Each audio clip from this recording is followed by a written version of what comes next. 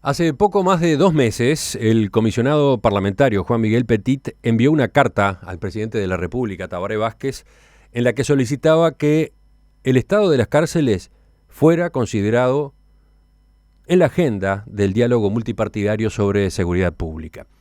El sistema político recogió el guante, comenzó a analizar este asunto.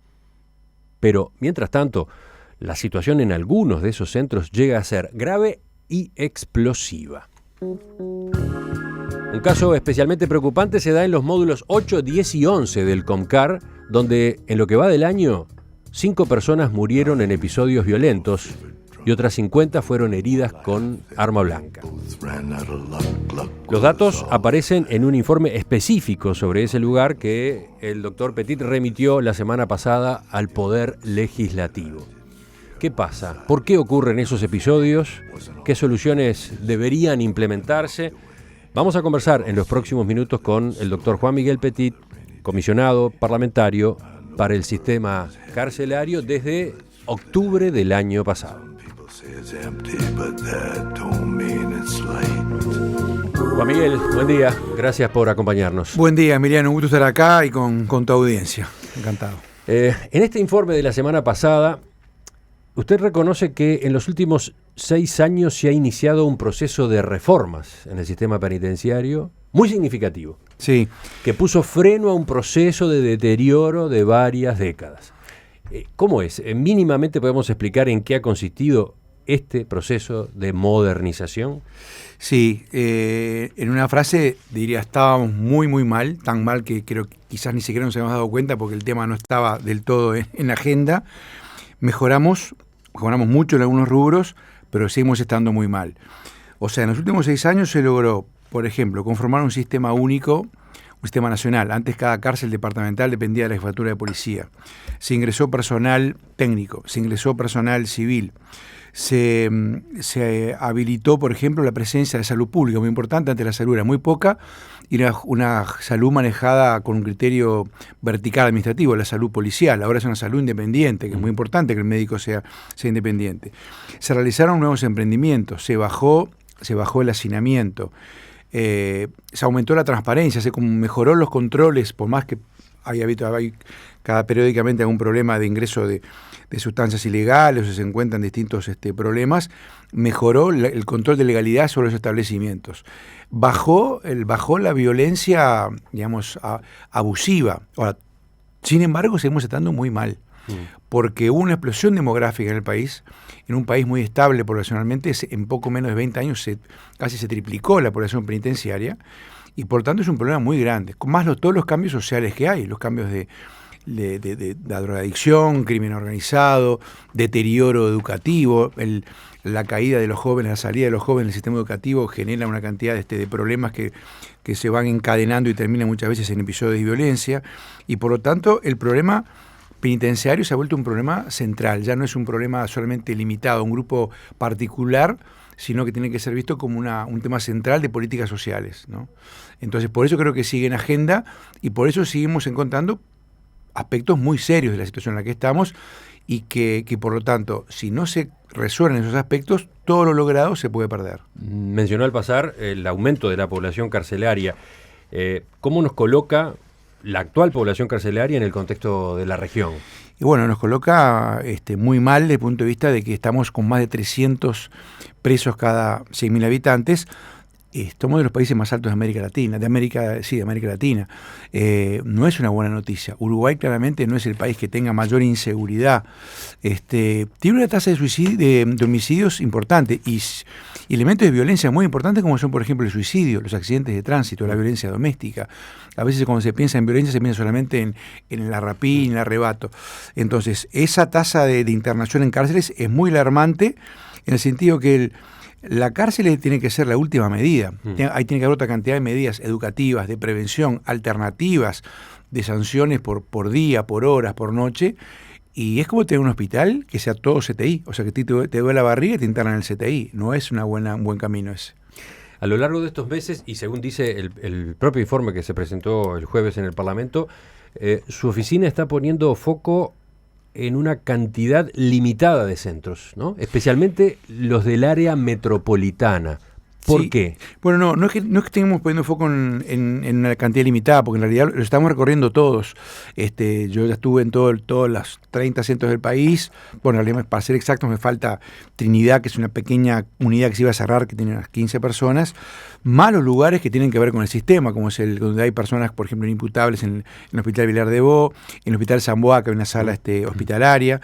Sí, eso está consignado, pero al mismo tiempo, dice el informe, estamos dando especial seguimiento a los centros del área metropolitana. Exactamente, porque allí está casi el 70% de la población total. En un pequeño radio, el CONCAR está a 15 minutos donde estamos ahora, a 15 minutos de la Plaza Independencia, yendo por los accesos.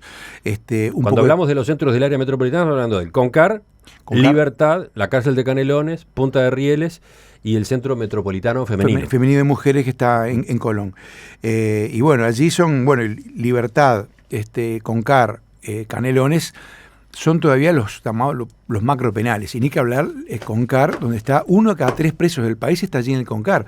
3.388 personas detenidas en el CONCAR. Exactamente. Es una ciudad, es una pequeña ciudad y que tiene un enorme valor estratégico. Yo creo que debería ser visto como no un centro más, sino como un lugar donde debería tener una dotación de recursos muy particulares, muy fuerte, y bueno, y se encara a veces con la misma estructura que una pequeña cárcel del interior, la misma estructura organizacional. Capaz que una de las pistas que yo planteaba, hay pistas para el cambio, no son recetas terminadas, ni son soluciones mágicas, son solamente pistas para pensar en común, recomendaciones, va a cambiar ese esquema, ¿no? Hablemos del CONCAR, que es, digamos, la preocupación principal de este documento conocido la semana pasada. ¿Podemos describir mínimamente cómo es? Es un complejo carcelario, sí. Su propio nombre lo indica, ¿no? Sí. Es un complejo carcelario que, si el sistema penitenciario es heterogéneo, el CONCAR de por sí es heterogéneo. Imaginen ustedes, un lugar de ingreso, una especie de columna vertebral en el medio, donde hay hay un campo, una avenida, hacia el fondo ese rectángulo, digamos, imagínense ustedes, será como algo así como un kilómetro más o menos, y ahí en ese complejo hay unos 10 módulos, algunos están operativos, otros no, hay cerca de 10 módulos operativos, con distintas situaciones. Hay un polo industrial, que es una experiencia que ustedes relataron, que estuvo Rosario, una experiencia muy notable, que sigue funcionando y que es uno de los pulmones que mantiene eso. No sé lo que sería, ya no del CONCAR, sino del sistema, sin ese polo industrial. Y después hay distintos módulos con distintas situaciones. Hay desde un módulo de máxima seguridad, el módulo 12, que tuvo publicidad últimamente porque ahí hubo una huelga de hambre de algunos días, y después hay distintos módulos, algunos de ellos donde hay internos que no salen de allí. En principio los internos tienen que salir, ya sea por ejemplo para participar de clases a un lugar llamado la Comunidad Educativa, que es un galpón que fue reciclado, que tiene muchas aulas muy bien equipadas, y muchas veces el problema justamente es ese, de que no hay quien los lleve. Y hay muchísimos más inscriptos para la actividad educativa y son muy pocos los que van. En el medio, como esa columna central, hay un espacio deportivo, después hay un espacio que está siendo reciclado para hacer un ala asistencial, y como a los costados se van desplegando los distintos módulos que tienen su vida propia, que dependen todos de una única dirección, que una de las propuestas era que hubiera como de una dirección de cada módulo, porque cada módulo no tiene un referente. En cada módulo tú tienes, por ejemplo, 500 personas. 500 personas, en algunos casos más. 500 personas es de hecho la población que debe tener una cárcel, o sea, no un sector. O sea, ¿ese módulo no tiene un referente de autoridad? Tiene un jefe, un jefe de reclusión del lugar, pero un jefe de la guardia, pero no es el director, simplemente cumple las funciones operativas.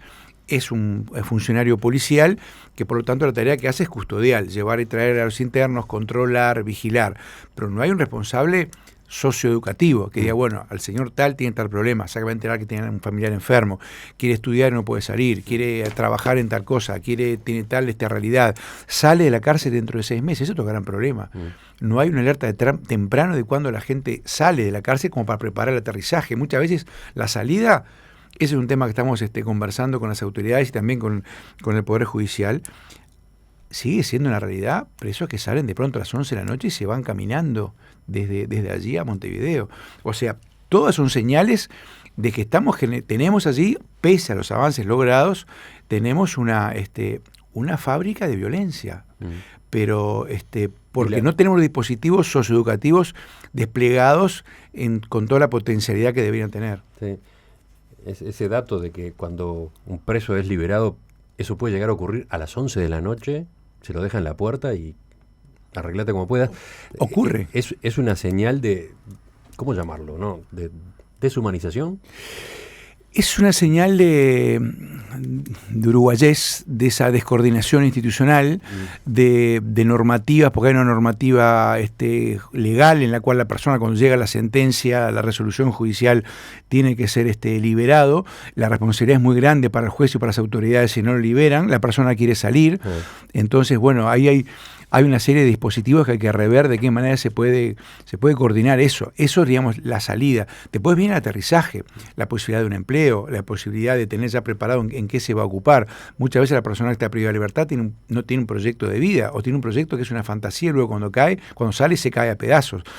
Toda esa preparación del egreso es justamente una de las claves para atenuar la violencia posterior. Sigamos achicando el foco, sí, porque dijimos que el informe se ocupa del CONCAR, pero en realidad, dentro del CONCAR, se detiene en lo que está pasando en 3 módulos en particular, y de ellos vamos a hablar enseguida. El informe del comisionado parlamentario para el sistema carcelario sobre el CONCAR se detiene en 3 módulos, el 8, el 10 y el 11 del CONCAR. Allí es donde ocurrieron 5 muertes en 6 meses, esas que mencionamos al principio. ¿Qué es lo que pasa en esa parte? ¿Qué diferencia a estos módulos del resto del CONCAR? Bueno, esos módulos son módulos donde se ha acumulado una cantidad de población sin tener programas acordes para su atención. Es algo que se ha venido aumentando con el tiempo y que ahora ha entrado en esta etapa de un deterioro mayor, y por lo tanto las explosiones son cada vez más frecuentes. ¿Por qué se dio esa acumulación de población? Probablemente por falta de lugares a donde canalizarlos, por falta de lugares con programas a donde canalizarlos. Quizás es justamente lo que decíamos, el crecimiento demográfico y no tener un sistema acorde, un sistema que el problema aumentó mucho más rápido que la solución, y el sistema siguió creciendo, y aunque se mejoraron y se crearon algunos lugares, resultó insuficiente. Y en la medida que eso no explotaba, en la agenda eso quedaba tapado, se seguía acumulando, donde hay lugares que eran para 3, fueron para 4, después para 5, después para 6, no hubo dotación de funcionarios, y eso se mantuvo allí, perdido, si fuera como, digamos, un rectángulo. Entramos por uno de los bordes al ingreso, a la puerta de admisión al CONCAR, a la revisoría. Estos 3 módulos están como en el fondo a la derecha, como una L, para simplificar, ¿no? Hay un par de módulos intermedios. Quienes pero nos para están simplificar. siguiendo en la emisión de video están viendo el mapa, o mejor dicho, una foto aérea del CONCAR, donde están señalados el 8, el 10 y el 11 justamente, ¿no? Y bueno, allí donde están esa situación que estuvo como... Que es una bomba de tiempo. Bueno, yo creo que ya explotó, ¿no? Está explotando. O sea, ya lo que pasó señala que ya no es. Sí, ya no es algo que siempre hay que prevenir. Esto es fundamentalmente preventivo. Pero el hecho, una muerte en una cárcel es algo muy grave. El ministro Eduardo Bonomi, después que se conoció este informe, dijo que algunas cárceles tienen estos problemas porque están los presos que siguen por el camino del delito separados de los que están para el trabajo y el estudio. Bonomi señaló: para que existan las situaciones buenas, hay que separar a los que no dejaban trabajar, a los que empujaban al delito, aún dentro de las cárceles, de los que estaban para tratar de rehabilitarse mediante el trabajo y el estudio. Los peores de la clase quedan juntos, provocan problemas y tienen un trato diferencial. Sí, yo aportaría otra mirada, en el sentido de que, y creo que es una de las claves, me parece, para pensar que todavía estas cuestiones se pueden solucionar, porque estos temas generan mucho pesimismo, mucha desesperanza. Hay realmente una visión de mucha parte de la opinión pública y de muchas personas que entienden que viven esto como algo sin solución, que violencia siempre habrá en las cárceles, y cada tanto vemos como cuando se abre una cárcel la imagen que se repite, y muchas veces es una imagen vieja, pero se repite, de un motín, de humo que sale, de presos arriba de un techo. Y en realidad, salvo en los extremos de personas que tienen comportamientos psicopáticos severos o personas que entraron a la cárcel por casualidad, en el gran grueso las posibilidades pasan por generar condiciones de vida donde las personas puedan engancharse en programas educativos, en programas de salud, en crear un empleo, etc. O sea, las mismas personas, es notable, como las mismas personas que estaban trepadas a los techos, y no estoy hablando de una ficción, estoy hablando de realidades, de historias concretas de vida que pudimos conocer. Las mismas personas que de pronto estaban arriba de los techos con un sable y con un pañuelo en la cara, participan de actividades deportivas, culturales, de yoga, etcétera, cuando el ambiente pasa. Y esto no es ciencia ficción, yo sé que puede parecer ciencia ficción. O sea, son las condiciones las que generan o deterioro o desarrollo. Entonces, ahora, son los mismos presos. En estos módulos 8, 10 y 11 solamente trabaja el 7%. Y el porcentaje de quienes reciben algún tipo de educación, de nuevo, es el mismo, 7%. Aunque el propio informe aclara que educación está comprendido acá en un sentido muy laxo, ¿no? No estamos hablando necesariamente de que vayan a clase todos los días, ¿no? Sí, todavía es una de las cosas que en el sistema, de nuevo, pese a las mejoras que han habido, la sensibilidad que hay, la preocupación que existe, experiencias notables como tiene el polo industrial, la cárcel de Punta de Rieles, Salto, Durazno, Minas, Cerro Largo, pese a eso, las actividades educativas y laborales todavía son muy pocas y muchas de ellas son tomadas algunas como entre alfileres, o sea, la de asistencia... todos modos, incluso, aunque sea mínima la educación, a ese servicio solo accede el 7%. Sí, sí, en estos lugares es muy bajo. Lo mismo que 7% es la proporción de los que trabajan. Sí. ¿Y cómo se entiende cuando en el propio CONCAR funciona el polo industrial del que se hablaba recién y también existen organizadas actividades educativas? ¿Por qué se da esa dificultad para estos presos en particular? Y bueno, simplemente por una cuestión de distancia y falta de gente y falta de programas que los arrimen. Porque como tú decías, ahora, por ejemplo, y esto yo estuve el jueves pasado, hay un grupo de internos de estos módulos que es del polo industrial, los 70 internos que lo están llevando a trabajar. Los mismos internos que pueden parecer como los más peligrosos y los más complicados, son personas que muchos de ellos por primera vez en meses, salen de la celda y van a trabajar. Y están trabajando normalmente. En principio no hay ningún impedimento para que estos presos, pese a sus características, pese a sus antecedentes, participen. No, para nada. Trabajo, educación. Perfectamente, dentro del establecimiento pueden trabajar en cualquier tipo, podían trabajar en cualquier tipo, involucrarse en cualquier tipo de actividad. Hay este problema de gerenciamiento, de gestión, pero no pasa solamente en estos módulos, pasa en muchos lugares donde no hay cantidad de presos que están anotados para trabajar, anotados para estudiar, anotados para actividades y no pueden salir, no pueden ser llevados.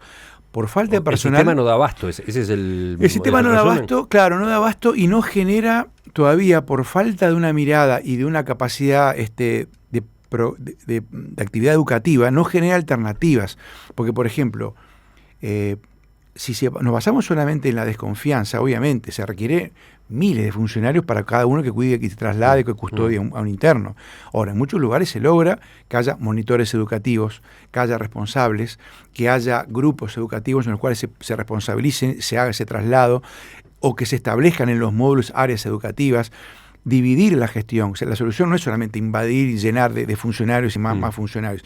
Hay una cuestión que es pasar de la gestión custodial de control a una gestión educativa, que por supuesto tiene que tener un sentido de control externo y obviamente la seguridad para la educación. La falta de actividades que le den un sentido a la vida a esos presos llega al extremo de que ni siquiera salen de las celdas. Quedó dicho recién al pasar que algunos de ellos, cuando van finalmente a trabajar ahí al polo industrial o a una actividad educativa, cuando salen por primera vez, resulta que esa es su primera salida de la celda. ¿En cuánto tiempo? Bueno, a veces se puede ser. En estos casos había muchachos que hacía meses que no salían. Nosotros hicimos 220 entrevistas. ¿Y cómo es el régimen de salidas al patio para esta población en particular? Bueno, es por sector. Según datos que nos dieron en el propio establecimiento, en los propios módulos, formalmente es de media hora por semana. ¿Media hora por semana de salida al patio? Ahora, justamente por esta situación, se está, en algunos casos, flexibilizando un poco más, se logra que sacan algunas horas más, se han puesto algunos profesores de educación física, se han generado algunas actividades deportivas para algunos sectores, pero sigue siendo un régimen donde es muy común tú encontrar internos que hace mucho que no salen y no tienen ninguna actividad. Entonces, y se quedan en la celda, que ¿cómo es la celda? Y bueno, la celda es compartida, según los casos, con 2, 3, 4 otros internos, donde no hay, obviamente, no hay actividad, no hay, por ejemplo... Pero varias de esas celdas a su vez están más pobladas de lo debido. En estos módulos, especialmente en el módulo 8 y en el módulo 10, hay celdas que están superpobladas, donde hay hacinamiento. Es en las zonas del sistema donde queda todavía más hacinamiento y donde a veces donde no hay nada, o sea, no hay material impreso, no hay libros, no hay actividades comunes, no hay educadores que vayan y vean, bueno, cuáles son los problemas, qué se puede hacer en el día. Entonces, es desesperante ver la cantidad de jóvenes que están allí y que el deterioro va avanzando, el deterioro va creciendo y de pronto encontrás jóvenes que entraron. Hay muchos, es verdad que muchos primarios que llegan con problemas de consumo, donde no hay programas de desintoxicación o programas de planteo, de información, por lo menos sobre las adicciones. Entonces, uno ve allí que hay como una fuente de problemas que no está siendo atacada. Entonces, en buena medida los problemas probablemente se generan por eso de que ese grupo que está metido dentro de una celda no tiene absolutamente nada que hacer durante todo el día. Y sí, yo creo que ahí, aunque pongamos a los mejores estudiantes del mejor instituto privado del país, si lo encerramos en un lugar y no le damos ninguna actividad, cuando salgan de ahí, de ese lugar, no van a salir pidiendo un posgrado, van a salir con otro tipo de planteos. Entonces, si pensemos en las maras, las famosas maras centroamericanas, tan violentas en Centroamérica, todo el mundo lo conoce lo que estoy hablando, nacieron en las cárceles de Estados Unidos y después colonizaron las cárceles en Centroamérica, en Honduras, Guatemala, El Salvador. Si de las cárceles no logramos que salga educación, integración social, trabajo, contacto con la familia, sale de alguna manera otro tipo de violencia. Por eso es el valor estratégico en la política pública de integración social, lo carcelario. Ya se acabó esa idea de la cárcel como una cajita cerrada en un camino perdido, que es un problema de unos pocos. Es un tema medular y es muy parecido lo que requiere el trabajo en estos centros, lo que se requiere en una comunidad, en un barrio. Educación, integración social, trabajo con la familia, atención de los emergentes, programas socioeducativos. ¿Qué recomendaciones hace el comisionado parlamentario para el sistema carcelario a propósito de estos módulos, el 8, el 10 y el 11 del CONCAR? Vamos a conversarlo en el final de la entrevista. Comentarios que llegan desde la audiencia, por ejemplo, de un celular terminado en 899. Es una vergüenza escuchar esto. Vivimos en un país de 3 millones de personas. ¿Cómo no se puede administrar bien el país, o en este caso el sistema carcelario? Estamos en diálogo esta mañana en Perspectiva con el doctor Juan Miguel Petit, comisionado parlamentario para el sistema carcelario, a propósito de el informe que remitió al Poder Legislativo la semana pasada y que pone el foco en los módulos 8, 10 y 11 del CONCAR, especialmente violentos en los últimos meses. ¿Cuál es el caldo de cultivo allí? Bueno, estamos conociendo algunos detalles. Ustedes van a poder leer el informe completo, que seguramente tiene más información, más datos que los que podemos volcar en esta entrevista. Pero a ver, para completar una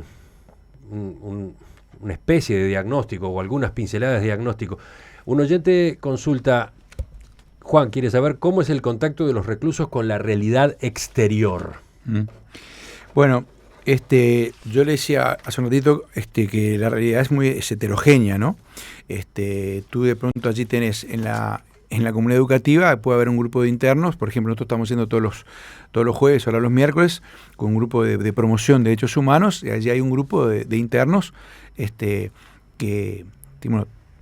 están al tanto de lo que ocurre, hacen un diario, están preparando murales, son conscientes de la norma, más que conscientes, sufren esa dura realidad que hay en los módulos, la quieren cambiar, están realizando actividades para promover cambios en salud, están haciendo una carta pidiendo que las policlínicas funcionen adecuadamente, etcétera. Y bueno, en otros lugares, la verdad que la actividad, el contacto con la realidad es nula.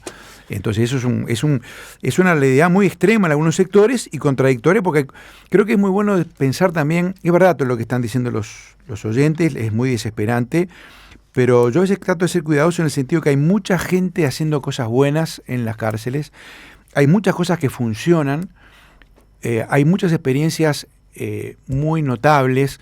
De nuevo decía el polo industrial. El otro día cuando fui a Berga, me invitó Jaime Saavedra, que es uno de los encargados del polo industrial, la charla inicial con este grupo de internos que empezaba a trabajar, lo recibieron esa mañana con bizcochos y una cocoa. Para muchos era la primera vez que se les daba un desayuno de ese tipo en mucho tiempo. Algunos lloraban de la emoción, se abrazaban de la emoción, y era para empezar a laburar, a trabajar en construcción allí en el establecimiento, en Punta Rieles, en el interior. Hay mucha cosa buena, hay que apoyar todo eso para que eso se expanda, ¿no? Pero hablando del contacto con el mundo exterior, el informe dice en un momento, las familias de los internos pueden jugar un papel importante en la revinculación con el mundo exterior, en el reingreso de estas personas luego a la vida en libertad. Sin embargo, las visitas son todo un capítulo en el informe. Sí, son un capítulo porque hay mucho problema. Hay mucho problema, está mal encalado, funciona el dispositivo, funciona con muchos problemas. No hay un impreso que se le dé a la familia sobre cómo son las reglas. Mucha gente se encuentra de golpe con un familiar que cae preso y no sabe qué hacer, no sabe dónde recurrir, no sabe qué apoyos puede tener, cómo orientarse psicológicamente. Hay una gran carencia. El tema en Uruguay ha estado como ausente. En Uruguay, por ejemplo... Anoto para los oyentes, si un preso es sancionado, su familia no recibe esa información y por lo tanto la familia va a la visita y se encuentra con que no puede verlo. Exacto, y ir a la visita no es como ir a un sanatorio que uno va a tomar un ómnibus y está más o menos cercano. Hay gente que va a hacer cola a las 4 de la mañana, 5 de la mañana para poder ingresar. Esa familia lleva además alimentos o artículos de limpieza para el preso, y si el preso está sancionado, todo eso... ¿Qué pasa? ¿Se lo lleva de vuelta? Todo eso vuelve para atrás, a veces hay cosas que no pueden entrar. Hay unas medidas prácticas que en algunos lugares han tomado y han funcionado muy bien, que es tener un almacén. Entonces la gente, en vez de llevar 20 kilos con alimentos o 10 kilos con alimentos, dejan una cuenta y la persona compra en el almacén del establecimiento. En el polo industrial está haciéndose un planteo, creo que es una buena noticia que me llegó hace pocas horas, para hacerlo por lo menos para la población que va al polo industrial. Debería ser general, debería ser una norma en todos los centros y evitaría... Estamos hablando de que la familia acarrea esas bolsas desde donde se baja del ómnibus hasta que llega al lugar de las visitas. Lo común es ver ahí, sobre todo en los grandes penales, en Concar, en Libertad, muchas veces personas de edad dobladas por esas bolsas, acarreándolas durante 500, 700, 800 o 1000 metros, y sin que vaya faltando a veces un elemento sencillo como un carrito. Pues hay toda una concepción que tiene que ver con lo social, con lo educativo, con la creación de ciudadanía que todavía está faltando. Y después llega la visita. Suponiendo que el preso no esté sancionado, existe la visita misma. Primero hay que esperar, hay una sala de espera y luego el lugar donde se produce el encuentro. La descripción que incluye este documento señala que esos dos ambientes se encuentran en condiciones deplorables. Sí, en el CONCAR en general y mucho más en particular en estos módulos, pero en estos módulos especialmente, el lugar de visita es un lugar vacío. No hay muebles. No hay muebles, no hay nada. A ver si se entiende lo que está diciendo el doctor Petit. El encuentro entre el familiar y el preso, o los familiares y los presos, se produce sentándose en el piso. Sí, sentándose en el piso, con un lugar que tiene un baño muy, muy rudimentario. Hay familias que ya no están yendo. Hay un grupo familiar que se está reuniendo cada 15 días en la oficina, en el Parlamento, y están justamente haciendo planteos sobre esto. Hubo una primera reunión de las autoridades con las familias. Sería bueno que eso siga. Hay una gran carencia del sistema. El tema de la familia, el contacto hacia el afuera es una gran carencia. No hay programas de vinculación sociofamiliar. Prácticamente no hay asistentes sociales en ninguna cárcel que haga el trabajo de conectar al preso con su familia, con sus hijos, con los hijos que hace tiempo que no ve, con parte de la familia que no ve, con ese trabajo que perdió, con ese trabajo que de pronto perdió pero que podría volver a retomar en otro momento. En fin, hay toda una cantidad de situaciones, de informaciones y de puentes que se rompen. Y cuando ese puente se rompe, nada bueno trae, ¿no? Pero bueno, hay que Yo creo que hay muchas cosas prácticas que se pueden encarar, que de hecho se están encarando algunas, pero creo que hay que tratar de pensar con esto como un problema no solamente del Ministerio de Interior, Instituto Nacional de Rehabilitación, sino como un problema del Estado. Acá es un problema del Estado y de la sociedad. Por eso algunas de las recomendaciones que yo planteaba. Sí, veamos las recomendaciones. El informe no se detiene en el diagnóstico, el informe avanza, sugiere. ¿Por dónde van las líneas de acción principales que son necesarias? Una primera apunte es que el CONCAR es mucho más que una cárcel, debería ser por lo menos 2, 3 establecimientos. Es imposible que una sola persona pueda dirigir y estar al tanto de lo que le pasa a 3.300 personas privadas de libertad. Una propuesta era dividir eso con unidades distintas, eso las autoridades podrán ver si son 2, si son 3, si son 4, pero que tengan su autonomía. Y de manera de poder tener un trato personalizado. Después aprovechar ese gran pulmón que es el polo industrial, dividirlo, desdoblarlo, o sea, que sea 2 o que sea uno mismo, pero que tenga otra área y que pueda estar cercano a estos módulos que están hacia el fondo del establecimiento y poder tener una actividad fuerte, una actividad que abarque a muchos más internos. Y después está el tema de, el mayor rol de la salud, mayor presencia de otros organismos, de la salud, del sistema educativo, de deporte, de cultura. Cultura es una gran ausente, el derecho a la cultura es una cosa muy, muy importante. Y después lo que tiene que ver con la gestión penitenciaria. Creo que allí hay que pensar, así como hay en el resto de la sociedad acuerdos con instituciones privadas, ¿por qué no conveniar? Así como, por ejemplo, hay instituciones que trabajan con niños y con jóvenes, en los cuales el Estado hace convenios por los cuales acuerda determinados financiamientos para que una ONG o una entidad educativa, religiosa o laica o lo que fuera, se haga cargo de la educación, de la crianza, de un comedor, de una guardería, de un centro juvenil. ¿Por qué no lograr eso dentro de las cárceles y que haya instituciones especializadas, no gubernamentales, sindicatos, por ejemplo, empresas, organizaciones no gubernamentales que puedan hacerse cargo de tareas educativas? Estoy seguro que hay una cantidad de entidades que estarían dispuestas a crecer. La sociedad civil nuestra es muy débil. Y claro, el Estado puede despreocuparse, dejar que sea débil, o ir a su encuentro. Ir a generarle posibilidades, facilitarle que crezca, buscarlo como socio, sabiendo que es un socio que también lo va a criticar, que le va a reclamar, que va a decir, mira, yo voy allí, si eliminan las ratas, si me aseguran la seguridad, si me aseguran limpieza, si hay controles bromatológicos. Pero es un socio importante a tener adentro. Si eliminan las ratas, quedó dicho al pasar y el oyente capaz que ni reaccionó. Esa es una parte del problema. Las ratas integran la realidad del CONCAR y de estos módulos 8, 10 y 11. Las ratas no solamente conviven con los presos, las ratas conviven con los familiares, o mejor dicho, los familiares en las visitas tienen que convivir con las ratas. Sí, es un problema, las plagas. Cuando hablo de visitas incluyo a niños, sí, ¿no? Sí, es así. Estas plagas, los roedores, son un problema. Una de las medidas que nosotros planteamos era justamente tener un acuerdo con la Intendencia. Yo fui a ver personalmente al Intendente de Montevideo, después le envié una nota. Creo que han habido contactos con la Intendencia de Montevideo para que exista una presencia. Eso es una ciudad, está en el departamento de Montevideo, pero es un barrio, es 3.500 personas que viven, más 700 funcionarios, más 1.000 personas los días de visita. Entonces, la disposición de la limpieza, la protección del medio ambiente, la lucha contra las plagas, contra las ratas, es algo que requiere de una dotación particular. Realmente no alcanza solamente con tener en el establecimiento algunas medidas paliativas.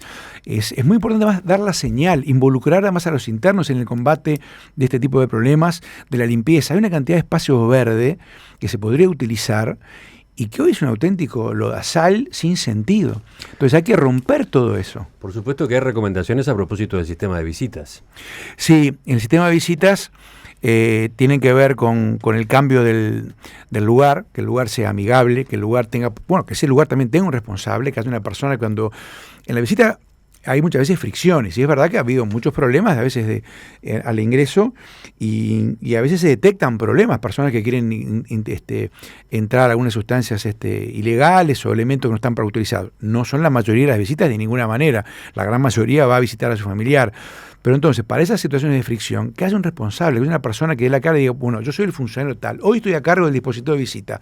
usted puede entrar con esto, no puede entrar con esto, pero a la gente que se le explique, que haya un mecanismo explicativo, que haya baños para esperar, que no haya que esperar al aire libre, que haya un lugar amigable para los niños. Ese es todo un tema brutal. El trauma que significa para un niño adolescente visitar a un padre o un familiar preso es muy traumático. Y nosotros sabemos que en los primeros años de vida, trauma, estrés y violencia genera más violencia. Entonces, si queremos evitar, ya no sobre el preso, sino sobre la persona que está presa, sino sobre su familia, generar más violencia hacia afuera, tenemos que ser muy cuidadosos y cambiar la mirada, ya no custodial, sino educativa y de integración, obviamente con una lógica de seguridad, pero la seguridad al servicio de lo educativo y de la integración. Ayer de tarde, mientras leía el informe, cuando llegaba a la parte de las recomendaciones, mi reacción era: acá no hay nada ni original ni muy creativo. Lo que se propone son medidas absolutamente elementales. ¿Por qué no están implementadas ya? ¿Qué respuesta hay a esa pregunta? Bueno, sí. ¿Cómo se entiende que tenga que venir el comisionado parlamentario a proponer esta batería de medidas? Sí, hay cosas que uno se agarra a la cabeza porque no entiende que no existan, que hay una situación como de deterioro, de decaecimiento en algunos de estos sectores y coexisten con esas otras cosas que se han logrado y que, bueno, y que hay algo que sí puede ser de recursos, pero hay algo de cuidado. Yo creo que tiene que ver con el lugar que se le da a estas cosas y el lugar que sienten las personas que inclusive están trabajando allí. Si el lugar es de deterioro, si el lugar es menospreciado, si la visión que tiene la sociedad sobre estos lugares y sobre quienes trabajan allí es una visión negativa, todo tiende para abajo. Si empezamos a decir, bueno, estas son instituciones educativas, trabajar allí es importante. Si los funcionarios tienen claro cuál es su misión, que eso tiene un sentido, van a poder transmitirlo. Si se valoriza todo eso, eso va a poder tener un objetivo. Entonces se puede cortar de alguna manera ese deterioro de algunas cuestiones elementales y entender que esto es un sistema de señales y desde la primera señal que se da a la persona que llega, de la primera señal que se da de si existe o no, por ejemplo, cuando decimos en un lugar tiene un sistema de lucha contra incendios, de evacuación, estamos diciendo mucho más que solamente hay un extintor, estamos diciendo la vida cuenta, la vida de todos cuenta, la vida de los internos, la vida de su familia, la vida de los funcionarios, la vida de las familias que fueron víctimas, la vida de todos, y eso es lo que nos une, somos parte de esa misma especie. Entonces, si nos involucramos en una idea de que estamos para cuidar la vida, bueno, capaz que estas instituciones van a engancharse en ese gran camino. Doctor Juan Miguel Petit, comisionado parlamentario para el sistema carcelario, gracias por acompañarnos esta mañana. Dejamos el tema en la agenda, lo retomamos en estos días. Muchas gracias.